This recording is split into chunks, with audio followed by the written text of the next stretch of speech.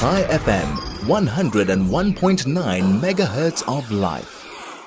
A while back, it was a couple of weeks ago, but time has a very, very strange elastic component. I can't tell you, it could have even been a year ago. It could have been 3 months or 6 weeks. But either way, we chatted with Rabbi Ricky Seeff.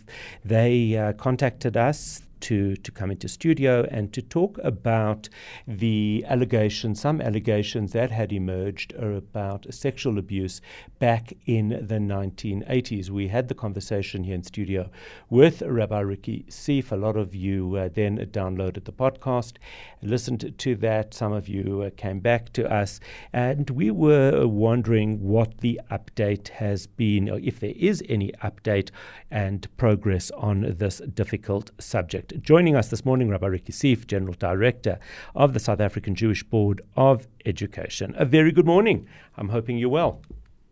Howard, good morning. Good to be with you again. Can you hear me clearly? Nice and clear. Absolutely perfect.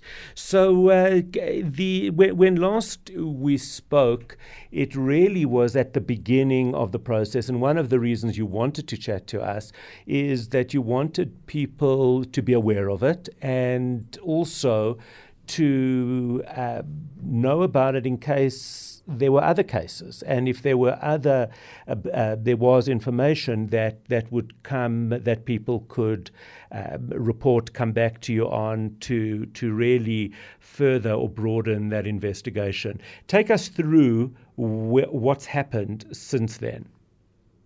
So yeah, thanks, Howard. I think from the beginning, and you're right, I mean, SABG's approach from day one really has been to be transparent, to come out and really tackle this in the right way, the moral way, and just really to support the victims and do the right things. So now that's been our process, and that's been our guiding light since we began this process. So we sent out that letter, we published it broadly, we sent it to our current stakeholders, parents, staff, we sent it to our entire alumni network around the world.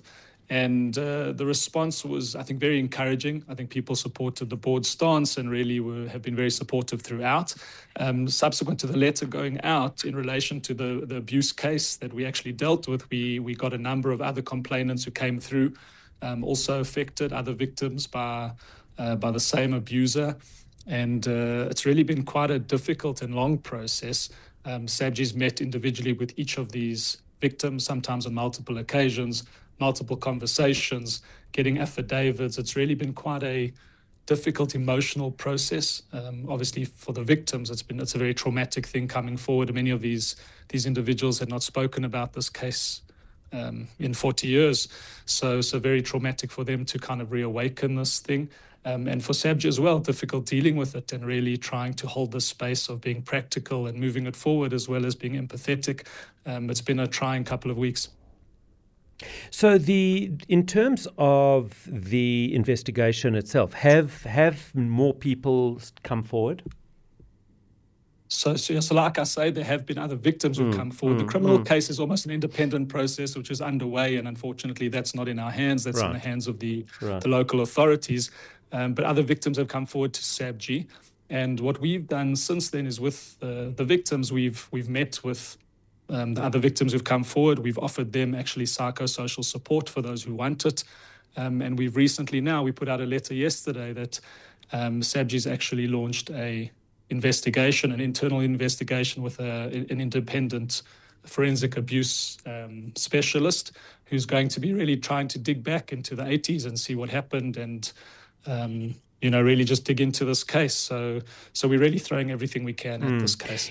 Are the victims that have come forward, are they centered around the same alleged perpetrators, or are they completely different? Have you come across completely different cases that might or might not have been a problem? So the vast majority have related to the same perpetrator, right. Particularly in incidents that happened in the hostel at the time in the 1980s, particularly 1982 to about 1984, around that time. There were other people who came forward about historical abuse cases that SABG had previously dealt with. There was a former perpetrator by the name of Jannie Janssen. A number of cases came forward with that. SABG actually dealt with that a number of years ago. and a few people who just really, sharing experiences of their own through their school lives, which were difficult experiences, not per se out and out abuse, but people really used it as an opportunity to come forward and express things that they've been through in the past that were unpleasant, but unrelated to this particular abuse case. I found it very, very difficult, and thankfully for me, I'm not involved in this investigation. But I keep wondering, having been somebody at more or less that age in the 1980s, not at King David, but it was a very, very different time, and it was a very strange time. And when you speak about this expert looking back through through history, how do you differentiate 2026 from the 1980s, where I know I shouldn't be flippant about it, but I actually feel to some extent everybody was abused, and we weren't, but it was just a very, very different and strange time. How do you discount the decade from abuse? So that's a great question, Howard, and there's no doubt you spot on. It was a different day and age. Nobody spoke. And I think that's really been the biggest challenge. Victims didn't speak. Parents didn't speak. It was a time of silence. So what really seems to be playing out is that you've got this reality of abuse taking place, which of course doesn't make it okay. The issue is that nobody's talking about it, and therefore it remains hidden, it remains covered up. And a lot of the victims that they're coming out now is because a lot of them have bottled it up over all these decades, and now it's coming out and they recognizing the impact it may have had on their lives. Other victims have actually moved on and have really, put it behind them. Some of them have used it to propel them to greater things. So all the victims have different responses, emotional responses. But it's true, it was a different day, it was a different age. Abuse happened, and we just want to make sure that on our side we did everything we could according to the book, and there was nothing untoward on SABG's side. And making sure that we, really for us, one of the main reasons, Howard, besides for supporting the victims that we've really dug into this, is to just send a message to our current stakeholders, actually, to highlight abuse, and that we will not tolerate it in the current day and age. What happened in the 80s is regrettable, terribly sad, terribly hard for the victims. But we want to assure our current parents that, our schools are safe, and we want to make sure that we are keeping our students safe no matter what. And so we're using it as a positive to really propel us into doing the right thing in the current times. What are the systems in place today that governs this area? So now let's fast forward to 2026. Somebody applies for a position as a teacher at the school or the schools. What measures are in place today? So I think on the employment side, it's also a different day and age, and thankfully we've progressed tremendously. Subsequent to that, the Jannie Jansen incident and the board's investigation into those matters a number of years ago, a couple of things were put in place. So on hiring, on employment, we do background checks, police clearance checks, sexual offender checks on our employees. We actually do those even for current employees every couple of years. We have a mandatory prevention of sexual abuse policy for our staff, which there's compulsory training every year, and every staff member actually has to sign that on joining SABG. And then we have the child protection side of it, where we really try and encourage our children to report things, to speak up. We have a lot of abuse training in our schools. And SABG actually, thankfully, a number of months ago, partnered with an organization called The Guardian, which are really the foremost experts in school safeguarding, to relook at our policies, relook at our reporting structures, a huge amount of staff training. So we actually invest very heavily in this area. And I don't believe truly that you can ever say you're going to completely weed out abuse, but we try and make it very hard and very uncomfortable for any potential abuser to be in the system and to empower our kids to be able to speak up. I think so. It's a completely different world to what it was in the 80s. Thank God. And should, God forbid, a case start to emerge, or a kid or parent report something that they're uncomfortable with, what kind of process gets followed? When it comes to abuse reporting, I think the first point of call is really a trusted adult. Sometimes it comes through other people, through peers, but usually it comes through a trusted adult. So we try and encourage the children to have a person that they feel comfortable with. Could be a teacher, could be the social worker. Our traditional processes are it'll go through them to the head of school and then escalated. If it's a staff member, there'll be disciplinary hearings, and that person, at least now particularly, we've really clamped down on all staff, letting them know that it won't be tolerated. And just the hard part is making sure that the child feels safe and can really be safe in our environment. So that's usually the process. It starts with a trusted staff member and gets escalated through our management team. Just as a matter of interest, only because I'm not particularly knowledgeable about this, does this type of sexual abuse typically take place in a high school, in a girls' high school, girls, boys, primary school? I'm not talking about King David. I'm just talking in general. Where are our kids most vulnerable, if that is even the case? So it's a great question, and I think from my experience, not that I'm an expert either, but from what I've seen over the years, is it doesn't have a particular shape, it doesn't have a particular place, it doesn't have a particular demographic. It really is far spread, and often the abusers and the people who are groomers are really, they're out to find children, and they'll find it in any way that they can. And I think that's the difficulty.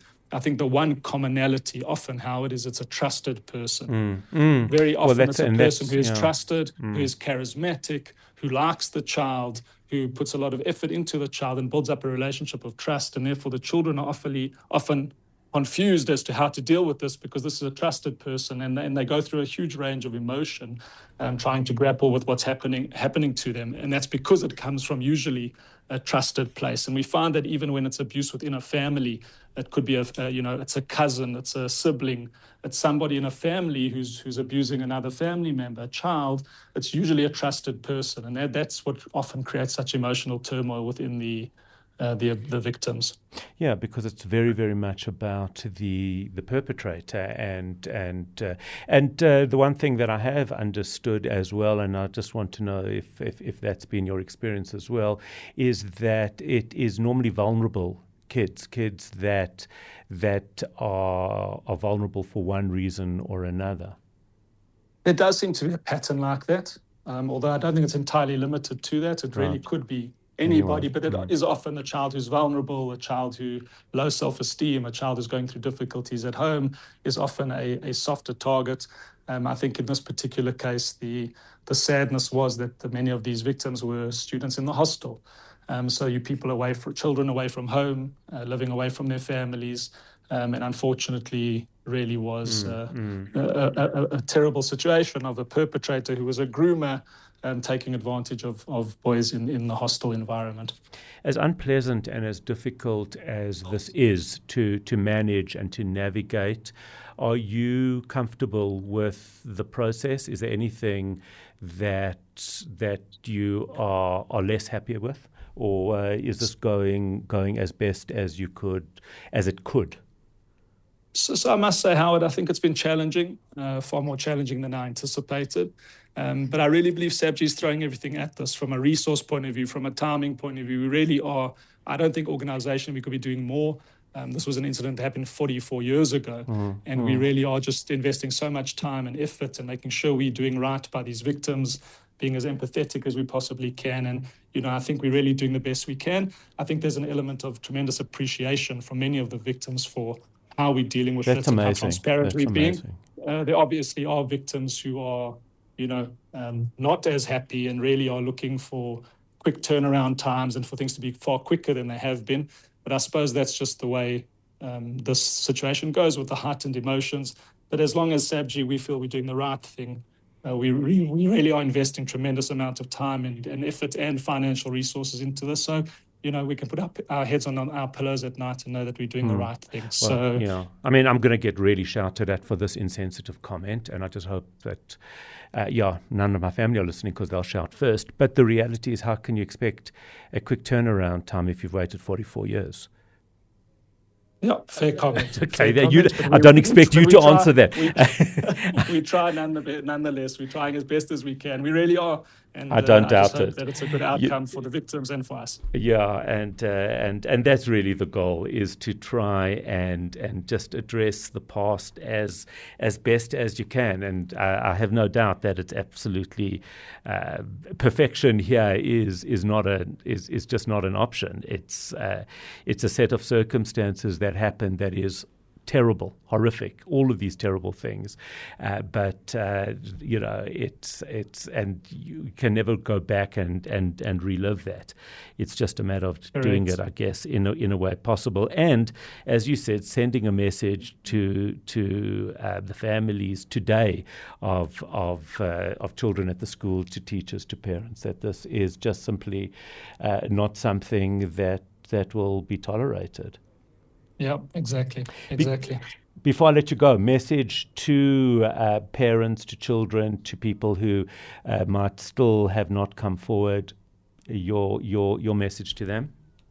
So I think for if there are any other victims, really the window is closing. We just practically can't extend the window for much longer. So I really would encourage, if there are still any other victims, please do come forward now. We can't extend this. The process takes a lot of time, a lot of effort.